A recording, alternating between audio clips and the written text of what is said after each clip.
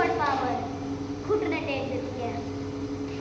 तो जब सऊदी अरब का पहला बादशाह इधर था, तो वो पता है आपको, जब तो एक वर्ल्ड वॉर 2 चल रही थी, जिसमें सऊदी अरब और ईरान ने ब्रिटिश एम्पायर को छोड़ के हिटलर का साथ दिया था वर्ल्ड वॉर 2 में।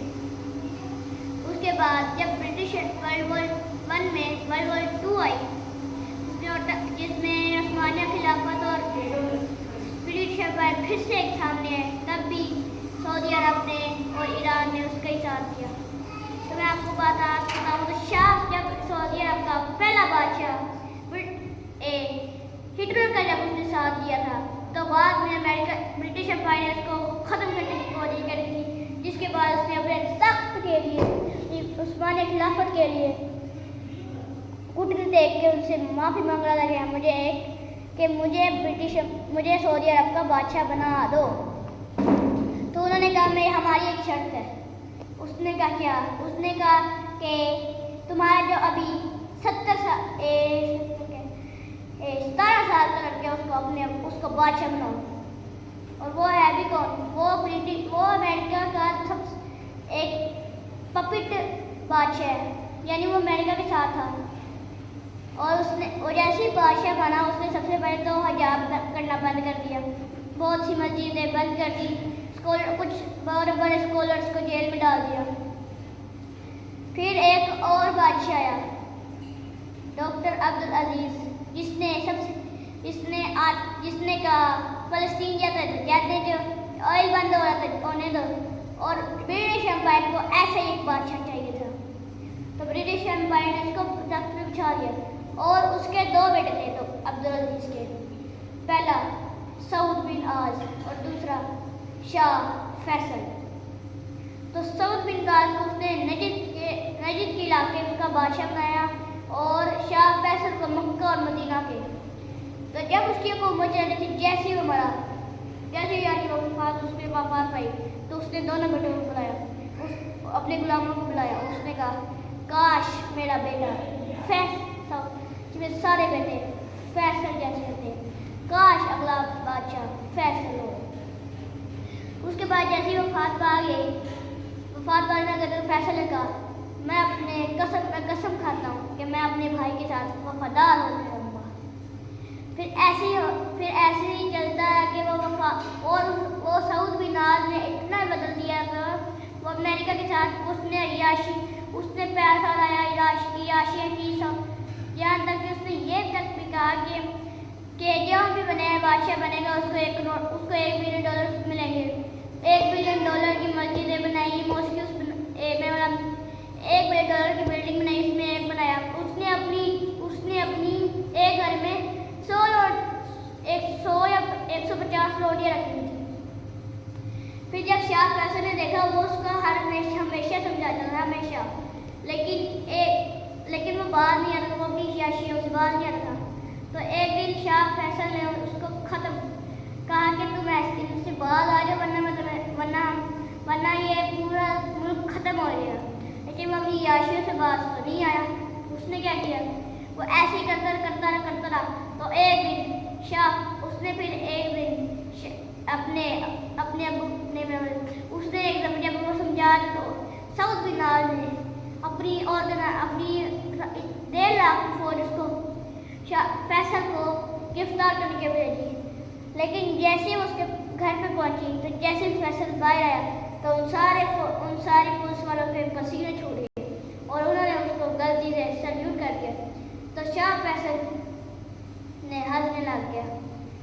और एक टाइम तो ऐसा भी आया था कि शाह फैसल अपने एक जगह गया, मतलब सऊदी अरब में एक फौजी अंदर चला गया था उसने अपने पास। तो वो अंदर गया, तो उसने एक अरबिया को मार दिया।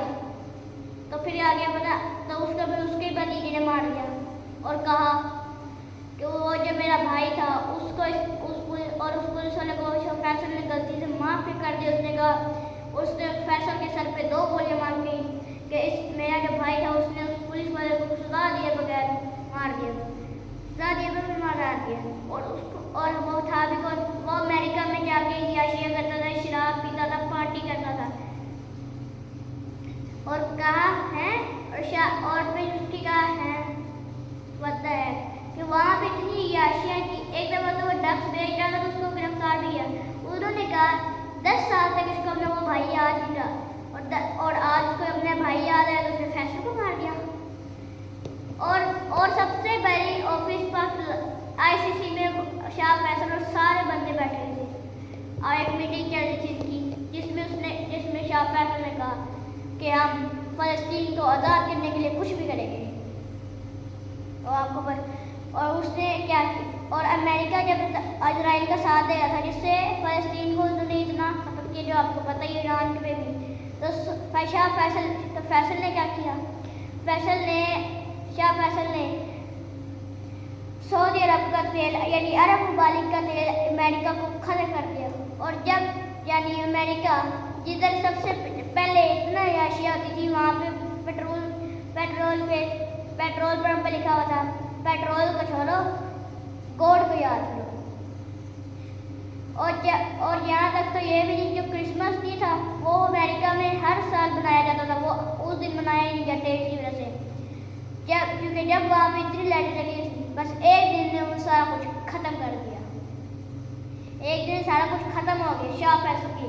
और फिर जैसे ही वो जंग ख़त्म हुई अमेरिका ने जैसे सुपर पावर ने कहा कि अब तो जंग ख़त्म हो चुकी है, अब तो तुमकी तेल की पाबंदी बंद हो जाएगी।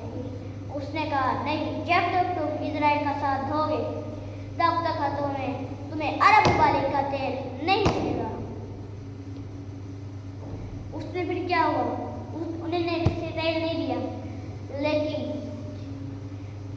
उसके जब सऊद बिन आज़ ने कहा कि ये क्या कर रहे हैं तुम, ये क्या कर रहे हैं, तो लेकिन जैसे सऊद बिन आज़ अमेरिका गया तो शाह फैसल ने वो सारा कुछ बंद कर दिया क्योंकि वो मुल्क सऊदी अरब तबाह होने वाला था। उसने सबसे पहले तो वो सारे बिल्डिंगें चुरा के उधर एक मॉस्क बनाया, वहाँ पे बड़े बड़े स्कॉलर को बिठाया कि वहाँ पे स्कॉलर्स को बिठा के वहाँ पे नमाज़ें पढ़ाई और वो जो वो कर रहे थे जो उसने $1 बिलियन वो सारा कुछ बंद कराया पहले ताकि, और लेकिन अमेरिका का तेल अभी तक बंद था। अमेरिका ने बस तेल के लिए और जापान, ब्रिटिश एम्पायर ऐसे जैसे सुपर पावर ने शाह फैसल के घुटने टेक दिए कि प्लीज़ हमारा तेल की पाबंदी बंद कर दो। यहाँ तक जापान भी कहता आगे जाके ये फैसले जापान के लिए खतरनाक बनेगा। और तब ईरान का एक बादशाह था, वो शाह फैसल को कहता था कि तुम ये क्या नॉर्मल लाइफ है, थोड़ा लिबर्टी बनो। उसने तो शाह फैसल ने कहा नहीं, और आज सऊदी अरब ईरान को कह रहे हैं कि तुम थोड़ा लेबर बनो। उसने कहा और ईरान कहता है नहीं। तो जब शाह फैसल ने उसका पेट्रोल पंप बंद किया हुआ था, उसके बाद जब शाह फैसल को उसी के भतीजे ने मारा था, उसका मैं अभी आपको जवाब बताया, तो उसने यही कहा था कि उसने उसको पुलिस वाले को सजा दिए बगैर माफ़ कर दिया। तो फिर क्या हुआ,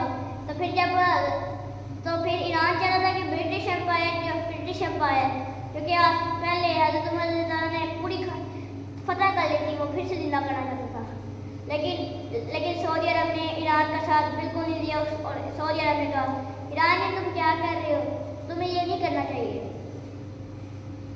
यहाँ तक कि सऊदी अरब भी एक ऐसा कंट्री था जिसने ईरान को ये करने से रोका था। बाकी अरब ममालिक जैसे सद्दाम हुसैन, इंडोनेशिया वगैरह ने सारा कुछ कह दिया था कर दो तुम ब्रिटिश एम्पायर को जिंदा, जिसको ने आज से कुछ साल पहले फतह कर लिया था, वो ईरान जल्दी न कर था। लेकिन शाह फैसल के जब हम तो शाह फैसल की बात करें तो शाह फैसल ने क्या किया, अभी तक तेल बंद था, लेकिन जैसे शाह फैसल मरा अगले कुछ सालों में सऊदी अरब के कोई भी बादशाह नहीं बना, यानी उसका तख्त खाली था सऊदी अरब का। फिर एक नया बादशाह बना और उसको कहा अगर तुम, और फिर लेकिन अमेरिका ने भी शाह फैसल को धमकी दी थी कि अगर तुमने हमारा तेल की पाबंदी बंद ना करी तो हम तुम पे हमला कर देंगे। शाह फैसल ने कहा कर दो, हम मैं सारे ऑयल पंप सबको जला दूंगा।